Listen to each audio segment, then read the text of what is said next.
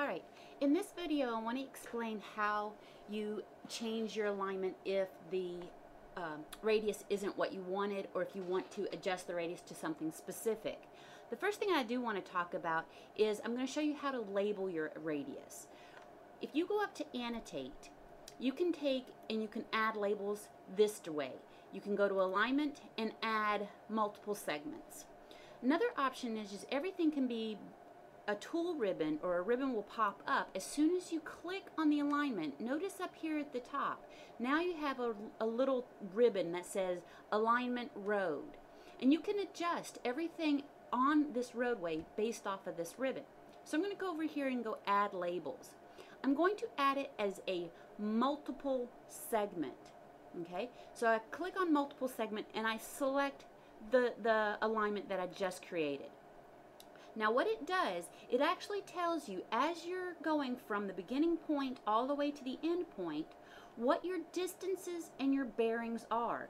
So from the beginning point to the PC, you're going to have a distance of 262 feet, 262.49 feet. And notice, if I start at station 10 plus 00 and I go to 1262.49, notice that is the distance. So this tells me the beginning of the curve, the PC point, is at a specific station of 12 plus 62.49. Now, this other line tells me, what it says underneath says it's going at a bearing of a north 87 degrees, 11 minutes, and 3.89 seconds. West. That means if I put an intersection here, an origin point here, it's going off in the northwest coordinate system, or northwest bearing.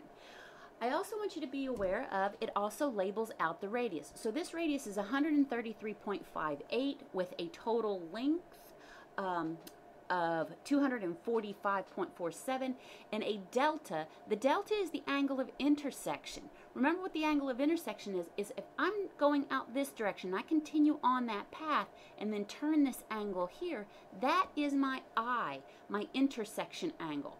They also call it the delta. Now, if I actually label this between these 2 points, it matches. It says, all right, this angle, this delta, this angle of intersection is 105 degrees, 17 minutes and 20 seconds. So just be aware of that.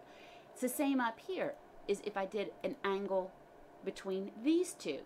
As I'm driving on, if I kept driving on the straight continuous path and then turned, notice that it has a intersection angle of 67 degrees, 27 minutes and 55 seconds.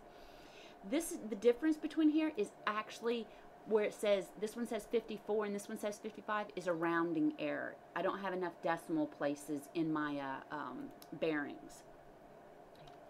All right, what I want to show next, I want to show you how to change the angles, or the radiuses. I want these to be a radius of 150 and a radius of 150 instead of some odd radius, if it allows me. I'm going to go ahead and delete these lines out so I don't get too many lines in there to confuse you. So what you're going to do is you're going to actually pick the alignment and go ahead and get it activated so your ribbon, your alignment ribbon, will turn on. There's 2 ways to adjust an alignment. Now, you can use the ribbon and click on the geometry editor, or you can right click on your mouse and use edit alignment geometry. The way that it used to be was just using the shortcuts where you'd have your edit alignment geometry. So if you're working on a program, you go to a company that doesn't have 2014, then you may be having to use the right mouse click to access a lot of your data that you can change. So I'm going to go ahead and click on it, and I'm going to click on Geometry Editor up here. Now what this does is if you wanted to create an alignment without actually having created the polyline first, which is a little bit tougher than what you'd really want to do. Typically everybody creates a polyline on the road that they want to build, and not by using these types of tools. You can use these tools to create alignments and spirals. You can adjust and you can delete PIs. If I wanted to get rid of that PI point, you could click on that. Whoops. I'll show you the other way to access your alignment. Right click and geometry editor.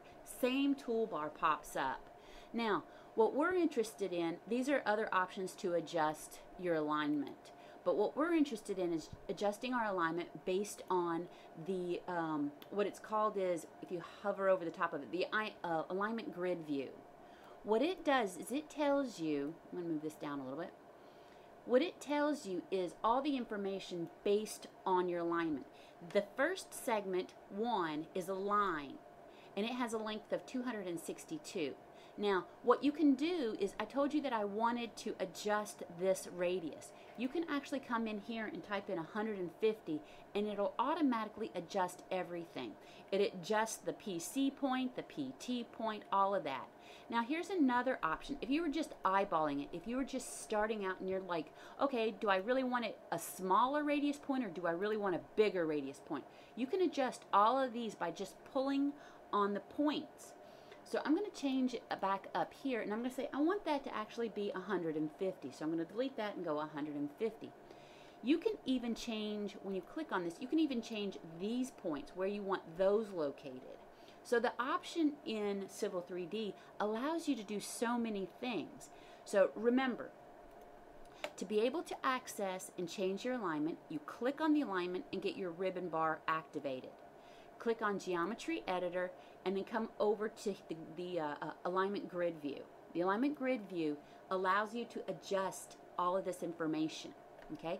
Now, this is going to be similar when we go to the Profile View, that we can adjust the data. So I want to be consistent on how I'm explaining stuff to you.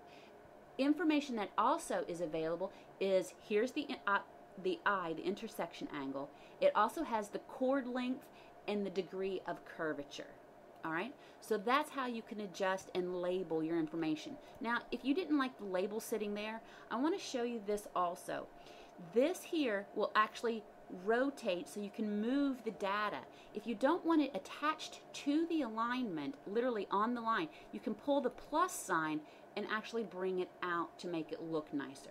We'll talk about how to actually make the drawing look nice a little later on. Right now, I want you to learn how to build an alignment, and then we'll make everything look nice when we go to create a set of plans. All right, that's it for now. On the next video, I'll show you how to create an existing profile. All right.